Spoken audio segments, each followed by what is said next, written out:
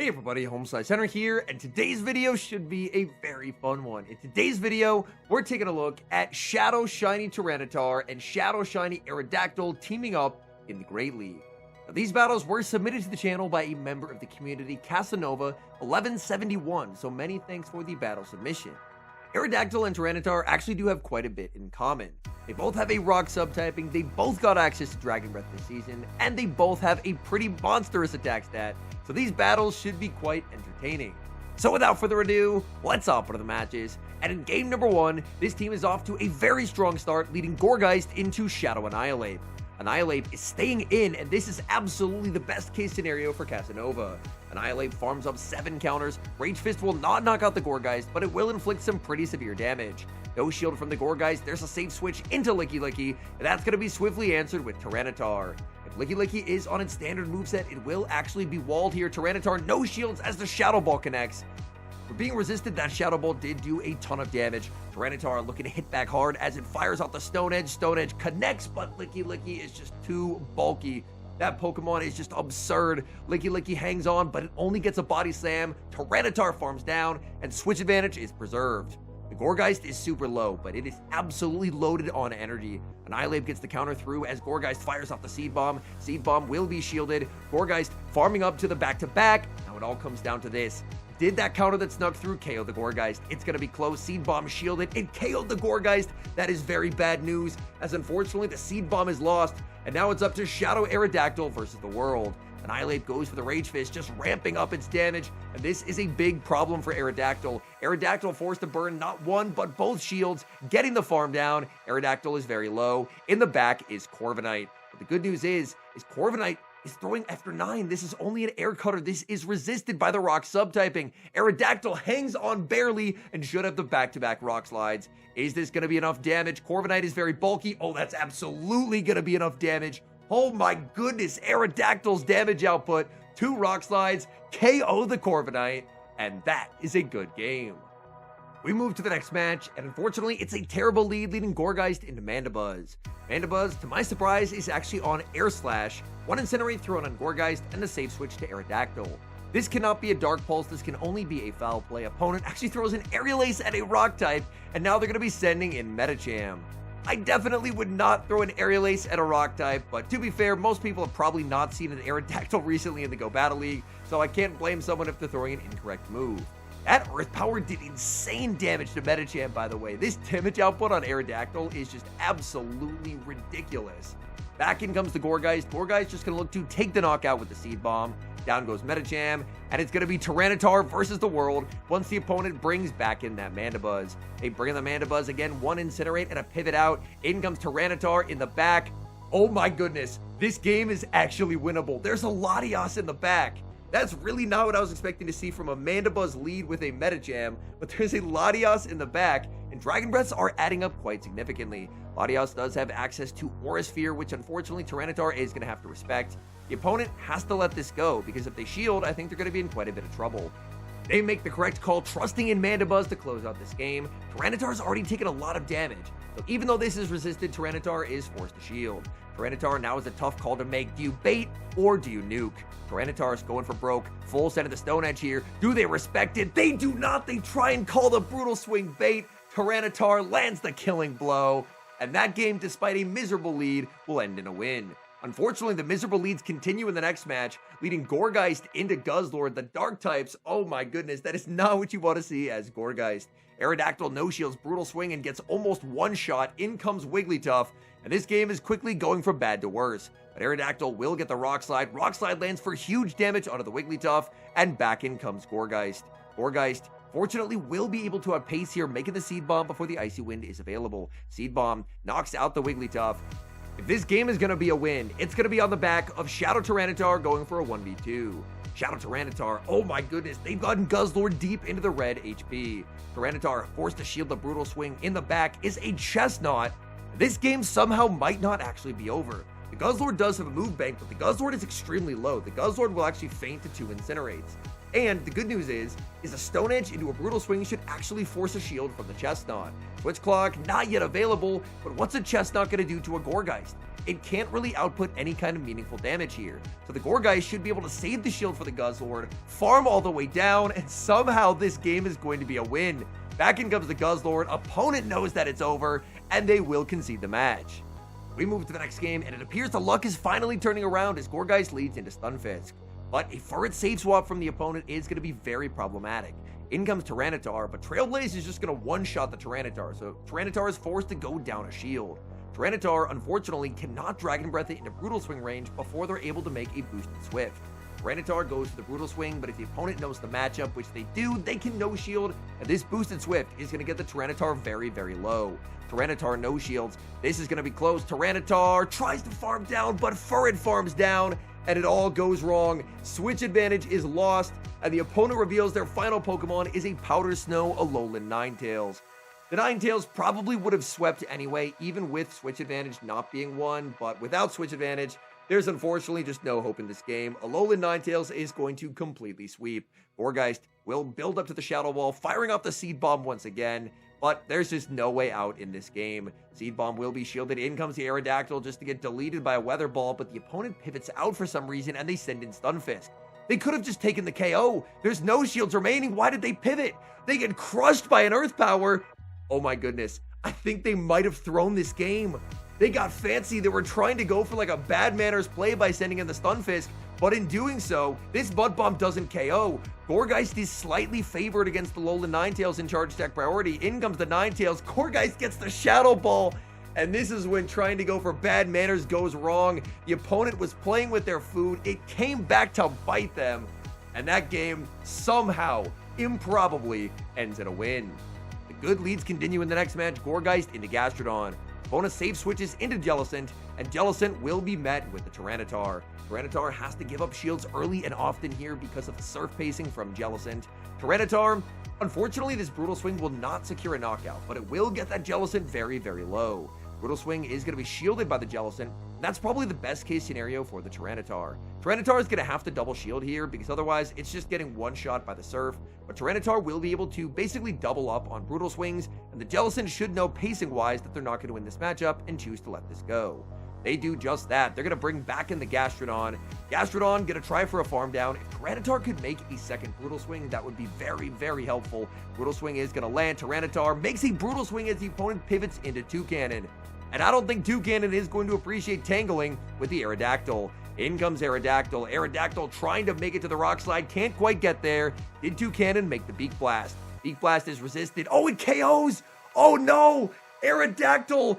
Oh, that is the fakest resist of flying I've ever seen. In comes Gorgggeist firing off the Seed Bomb, but this is not going to KO the Toucannon. Seed Bomb is going to land. Gorgggeist Incinerate does not take the knockout, and now a Drill Peck is going to connect, and that is just catastrophic. Tyranitar gets mud-slapped down by the Gastrodon. I don't know why I had faith in Aerodactyl to tank a move, but I did, and that faith was clearly misplaced.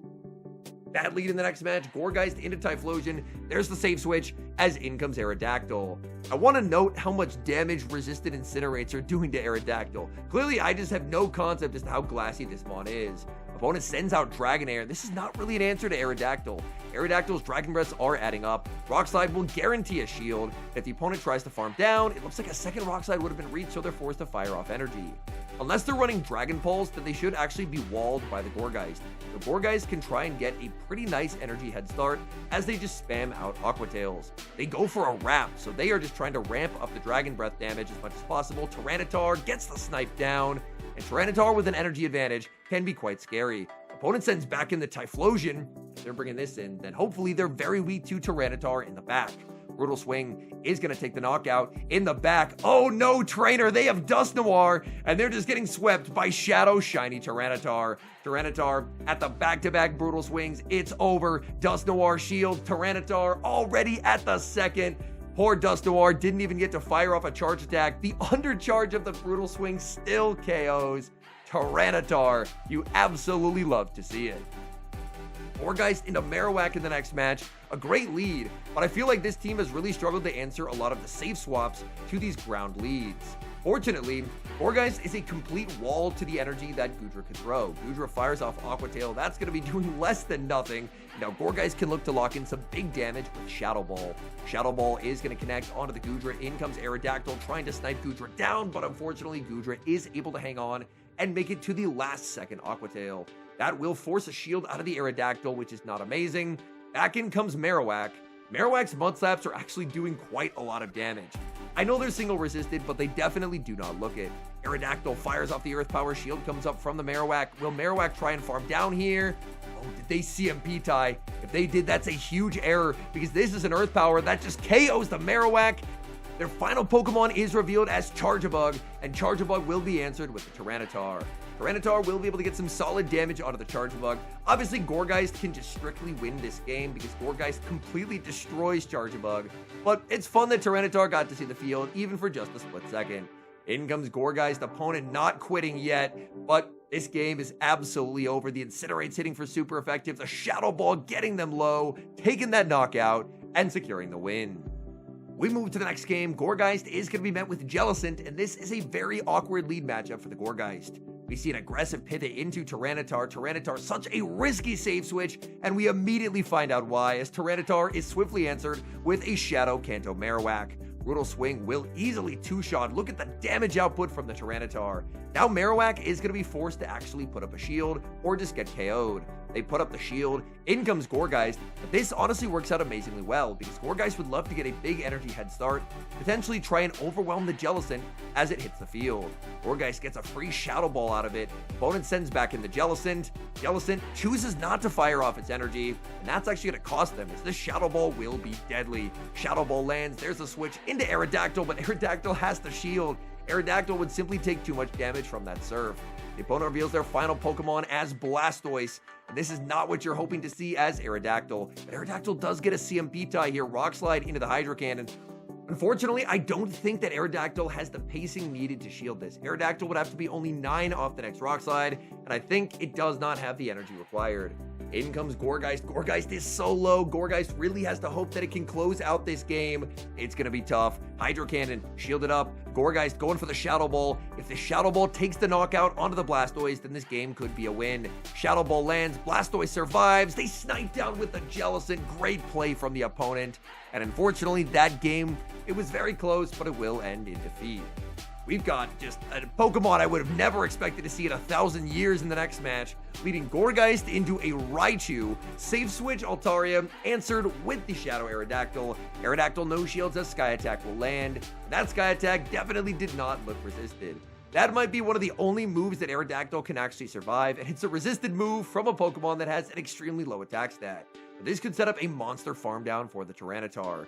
As Tyranitar, even though it is going to be resisting the energy, the opponent actually doesn't even throw. They just go for the fast moves, and whatever was in the back clearly did not want to see Tyranitar as they just immediately resign the match. Here's more of a traditional team in the final match. Gorgggeist into Shadow Alolan Ninetales. Now, Ninetales makes life very awkward for Gorgggeist here, but not if you throw an alignment. Oh no, that timing was very bad from the opponent. That's going to cost them as an entire free Incinerate sneaks through. Now Gorgggeist is doubled up. This matchup gets way easier with 20 free energy. Gorgggeist now just going to fire off these Seed Bombs back to back. Seed Bomb number 1 and 2 both get shields. Opponent throws 1 in the move to ensure that the Incinerate will not land unless Gorgggeist shields. Gorgggeist does not shield, but now you only have double resisted fast move pressure into the Ninetales. Opponent actually pivots out into Jellicent, and that is not a Tyranitar answer. They didn't pivot out fast enough either. Tyranitar is going to get the double Brutal Swing before they're able to get a move. Tyranitar CMP ties, maximizing the energy. The ramifications of that alignment throw in the early part of the match definitely loom large. As in the back, there is a Gastrodon. Aerodactyl hits the field. Aerodactyl trying to get the Earth Power, but can't quite get there. Water Pulse will take the knockout here. The shield comes up. It's going to be a Body Slam bait. They stay in. Now they pivot into the Ninetales, and Ninetales will immediately be hit with the Rock Slide. Now it's going to be a race. Does Aerodactyl have enough energy? Back in comes the Gastrodon, and Aerodactyl gets there, winning charge attack priority over the Gastrodon, not even charging all the Earth Power bubbles, but it still takes the knockout and secures the game. I really do admire someone just taking 2 random Shadow Shinies that they have, throwing them on a team and saying, you know what? I'm going to run them in Go Battle League today and try and get some wins. Tyranitar, I think, actually has some pretty interesting spice to anti-meta play in the Great League. Its typing obviously doesn't do it a lot of favors, but its combination of insane pacing and damage output means that if your team does not have a super effective move into Tyranitar, Tyranitar can be an absolute nightmare to remove from the field of play. Aerodactyl, honestly, I think I owe Aerodactyl an apology. I was not familiar with how high Aerodactyl's attack stat is. I'm looking it up now as I'm recording, and Aerodactyl's attack stat is around 135. So it is like 5 points higher than Tyranitar's in the Great League. And you could tell it from that Rock Slide damage. I was completely shocked. I was unprepared for how much damage a Rock Slide would do. Because Rock Slide, it's an okay move, but it's not like an incredible move. And Corviknight in that match, number one, Corviknight's a very, very bulky Pokemon. I was thinking maybe it might just two-shot, and then it did like 3/4 of a Corviknight's health. I was just completely unprepared. Now, it goes without saying, this is a team for fun. This is not a team for climbing. But I feel like as this interlude season finally concludes and we get ranked back any day now, this is kind of a fun note to end it on. As a trainer, just running Pokemon for the heck of it and somehow managing to find wins even when all seems completely lost. Thank you so much for watching today's video. If you're watching today's video on the day that it releases, then today is Monday, and today should hopefully be the day that I am flying back after casting the Seattle Regional Championship. The Seattle Regionals will be the final regional championship of the Precious Paths meta, and it will mark the end of the interlude season. Now, the Precious Paths meta, honestly, I would say as far as the Open Great League, I don't think it was one of my more favorite metas, with Pokemon like Bastiodon being as strong as it was. It felt like a lot of very degen, fast move, pressure heavy strategies were successful, so I do have high hopes for the new meta. Now, obviously, a lot of that does depend on the state that the refactor is going to be in when it returns to GBL. So that's something we'll definitely have to keep an eye on. And I imagine that'll return at some point in the new season. So we're kind of in a waiting pattern until then, but I guess I'm choosing to be optimistic. I'm hoping that the move updates will be good. With a lot more fast move pressure gone, then the meta will feel a lot more playable, and that when the refactor returns, it will return in a playable state.